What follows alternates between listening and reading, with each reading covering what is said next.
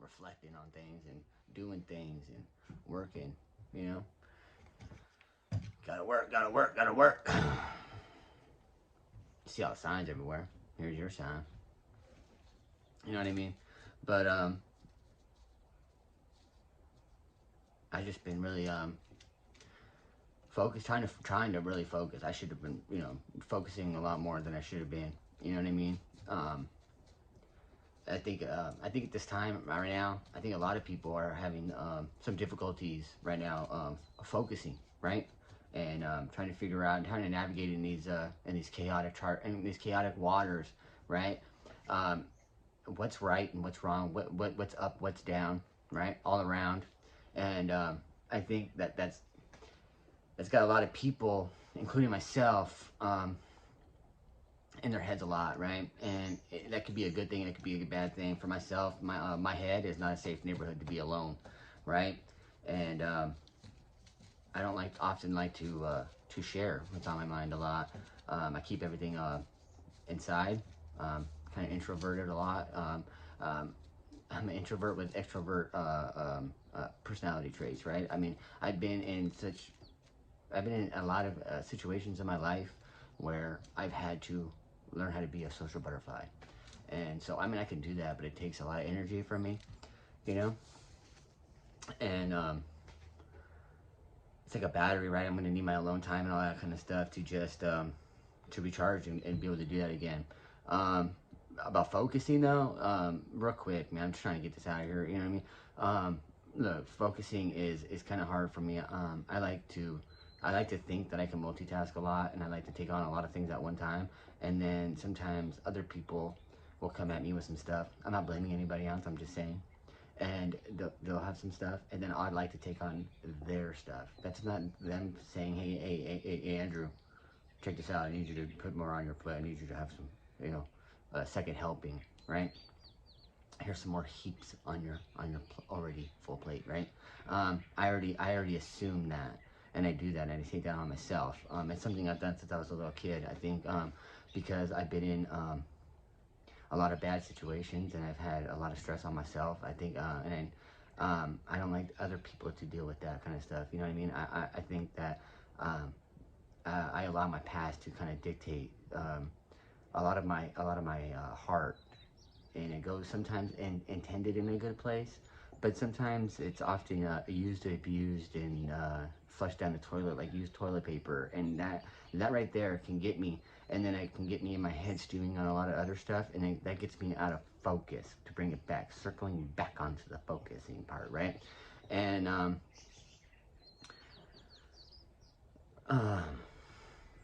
that's something that I've been becoming aware of more and more and more.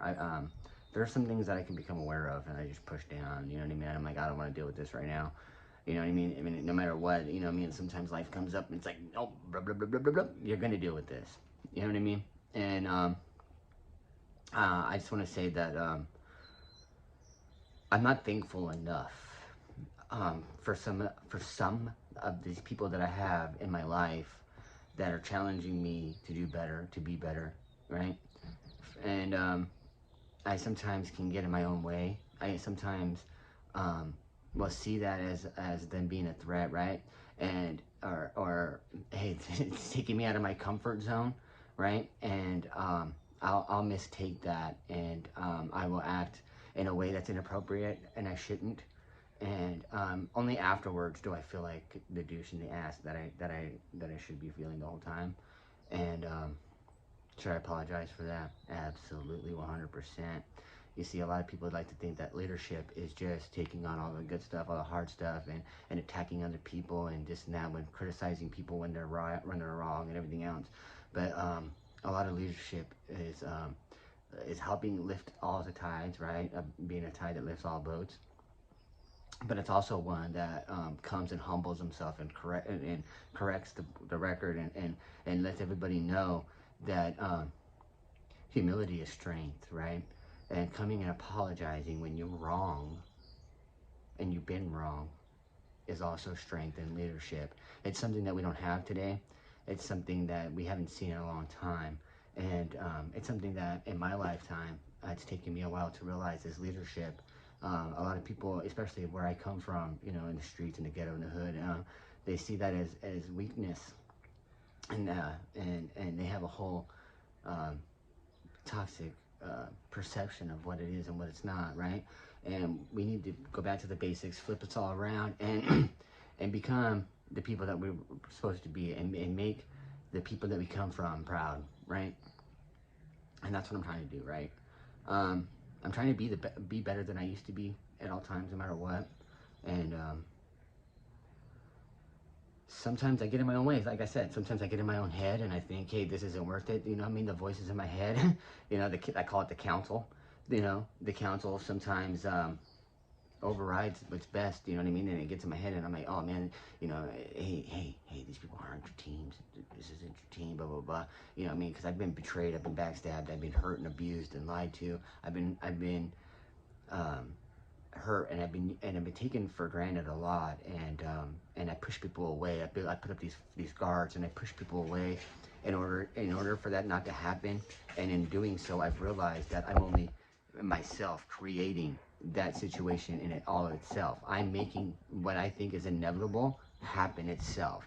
Would it happen regardless? Who knows? But I know that for a fact, with me meddling in it, I've created this situation that I was so worried about was going to be happening. And that's why I'm coming to you now and I'm saying, I'm sorry. I'm sorry that I don't take things I'm sorry that I don't take things so seriously. I'm sorry that I don't put a lot of effort into a lot of things that I should be doing. I'm sorry that I joke around a lot, and I'm not so focused on being serious. And I think that that's why a lot of people don't take me serious. And I think that that's a lot of my problem, is that I want it both ways, right? I want my cake and I want to eat it too. I want to play around a lot. I want to be the class clown, but I also want to be taken seriously and all this other stuff. And it's like one or the other, right? Especially with today's um, way of being, right?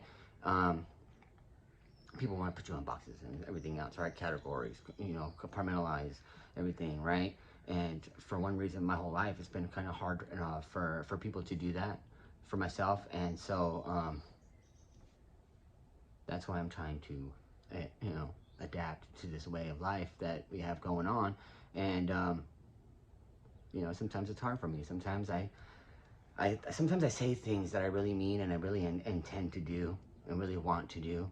But in the time that I say it, I mean, I am not as serious as I should have been when I said it. And that's why sometimes it might seem like I go back on what I said or whatever else. But I think that, like I said, I think that I need to take everything really serious. You know what I mean? And growing up to be a man is actually following through on everything you say you will, and not just being like, oh, we're human, blah, blah, blah, blah. You know, I'll just ask for forgiveness. And, you know, thinking forgiveness is a guarantee, and I know that it's not. And I should never have that mind state that it is. And I should always be better, always be excellent in my standards. And I apologize for not being up to par and not even trying to think that that I shouldn't have to be, right? That's entitlement. That's on me. And right now, everybody, you know, you see everybody doing these Q&As, right? I got some questions here. So let's get into it. I wrote them down. Right? They're in my DMs and everything else. You know how people be in my emails and stuff. And so I wrote them down, right? So let's get into it, right? So what's your favorite junk food? Number one, what's your favorite junk food? But I'll just put food too, right? I like butter. I used to like Butterfingers, the old recipe, not the new recipe. But I like Reese's Peanut Butter Cup, Sour Patch Kids, stuff like that. But my favorite food though would be Mexican food. I kind of grew up around that kind of stuff, so I really love Mexican food. How old were you when you first tried marijuana? All right. Well, this is kind of weird, right? So this is my sister. She's like my oldest sister. She's like 17 years older than me.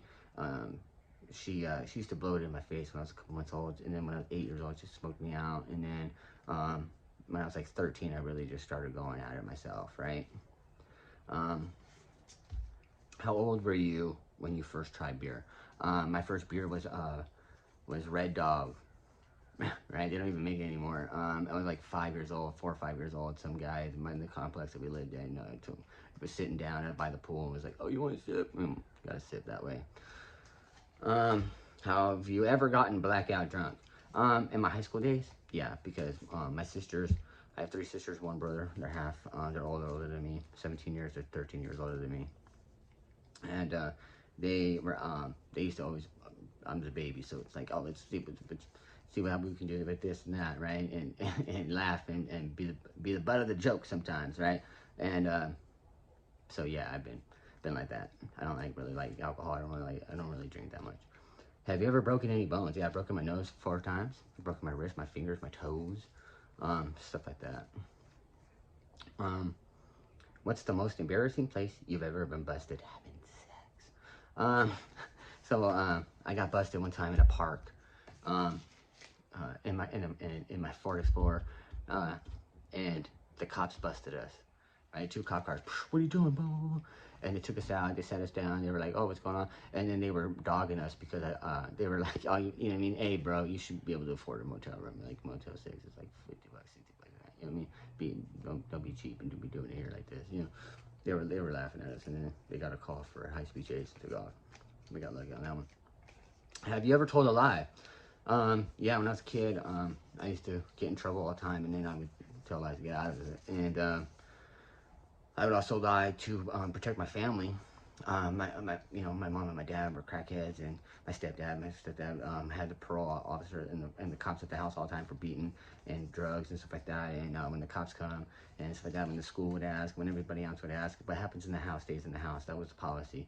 And so I would lie to protect my family and stuff like that. Or at least I thought I was. And then it just got worse and worse and worse and worse. How old were you when you first broke the law?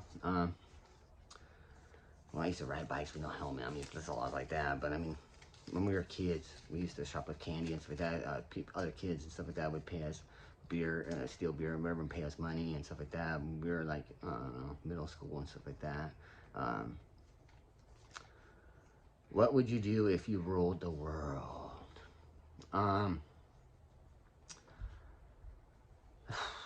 That's kind of a hard one, man.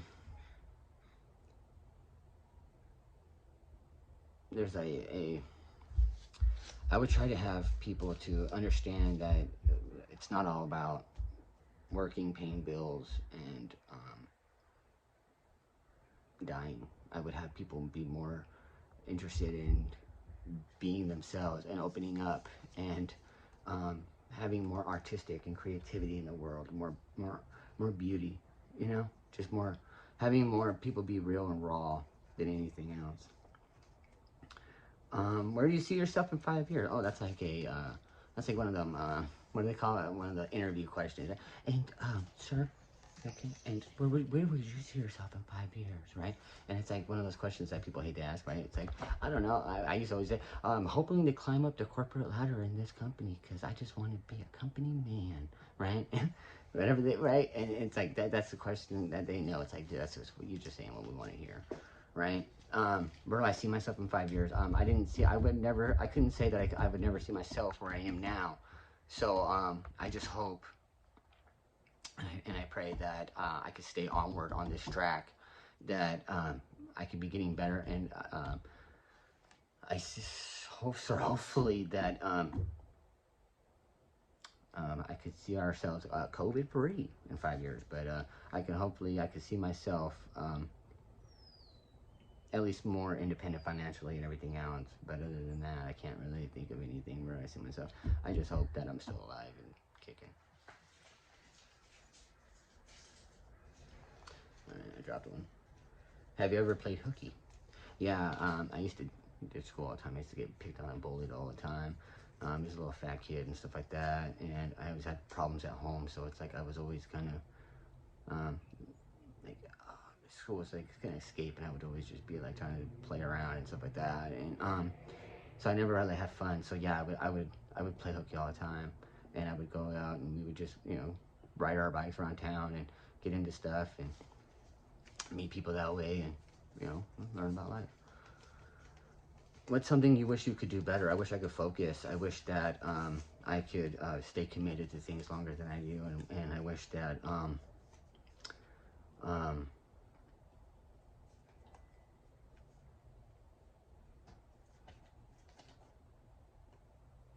yeah. What's something different you've done this last year? I've done a lot of things differently. I don't really smoke cigarettes anymore. I'm trying to quit smoking cigarettes. I don't really drink coffee anymore. I get up at like 2, 3 in the morning, and I'm up at, just trying to, get everything focused and everything going on with my life, I dress different. I'm starting to talk a little different. I'm open to a lot of suggestions that I normally would not have been. I talk to people that normally I wouldn't talk to, and I read more books and stuff like that. I drink tea. I be vaping.